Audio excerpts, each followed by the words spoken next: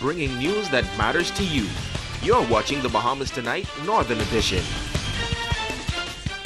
And welcome back, everybody. I'm Ricardo Lightborn. 8 deserving men who have made their impact on the lives of young men will be honored during the first Diamond Eagle Youth Ambassador ceremony set for Saturday, June 18th. Founder and president of the Bahamas Diamond Eagle Foundation, Bridget Farrington, says the pre-Father's Day event will shine the attention on men like former Hawksville principal, that is Dr. Cecil Thompson, as well as youth pastor of KIP Ministries, Amico Glinton, and director and founder of the Falcons Boys Club, Darren Roll. Celebrating those men who have labored in our community, with our families, with our children, and help building the fabric of this nation, strengthening our nation, and causing our children to be the leaders that they are becoming in our society today. Well, the awards actually will be held at the Grand Bahama Yacht Club, 7 p.m. Glinton and Roll, who are both recognized, they're taken by surprise. Well. We doesn't do what we do for recognition, but when it comes at a level like this, it's a great feeling, and it encourages me to keep doing what I've been doing. I love to support anything that's going to be able to support persons who are supporting young people, and I don't believe that I have the ability to work with all, and the others who are doing such a tremendous job working with young people, like Mr. Cecil Thompson, who's been an educator, who's been a mentor of most of us. And to see Franks and to see persons like Fred Delancey, a former educator at Abraham High School, and now running the center there in Hawksville, I am tremendously honored to be in the same category with those individuals. Well, seniors from across Grand Bahama competing in the second annual Senior Citizen Spelling Bee competition. The brave men and women had about a month to prepare and then put their spelling abilities to the test. Let's go to Megan Shepard. The Cat Island Development Association hosting their second annual Senior Citizen Spelling Bee competition for those in the community 65 years old and above. Vice President Emily Strawn McKinney says that last year was so exciting and successful that they had to host the competition once again. We are really appreciative to all of our senior citizens who feel that there's still something they can do. We realize that they are the foundation of every successful community, and we want to recognize their talents and their gifts. And we were more than happy when we partnered with the Urban Renewal 2.0. They sent us a number of their senior citizens, and we are grateful to the churches who also sent some of their senior members to participate. Participants Deborah Williamson and Simeon Jones say they feel pretty excited and confident heading into the competition. What I like about having the spelling bee for senior citizens is the fact that it's for us to keep our minds active. It's not so much the competition, although the spirit of competition is good and healthy also.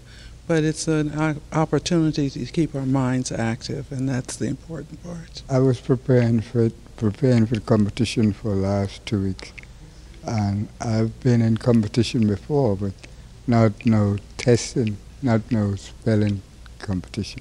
I enjoyed the last 2 weeks of it, preparing myself for it. And at first I felt a bit nervous, but I'm myself now again. Repeat contestant Naomi Aswood says she's coming into the competition with one goal in mind.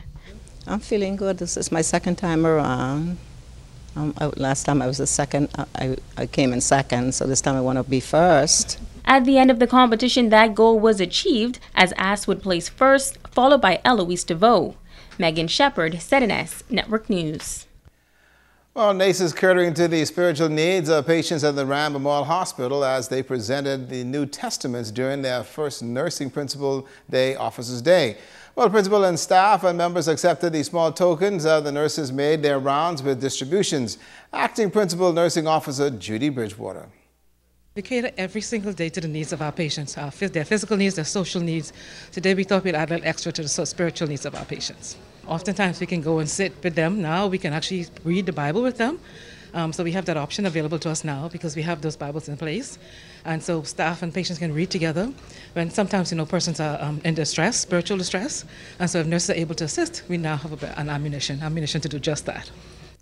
Well, Charlotte Bethel, one of the patients who received a New Testament from the hospital staff, says it came to her as somewhat of a surprise. This is unexpected but greatly appreciated because this is one of the greatest needs, okay? And this is the greatest medicine. So I am extremely appreciative and extremely grateful. And with that, folks, it's now time to Ask the Doctor.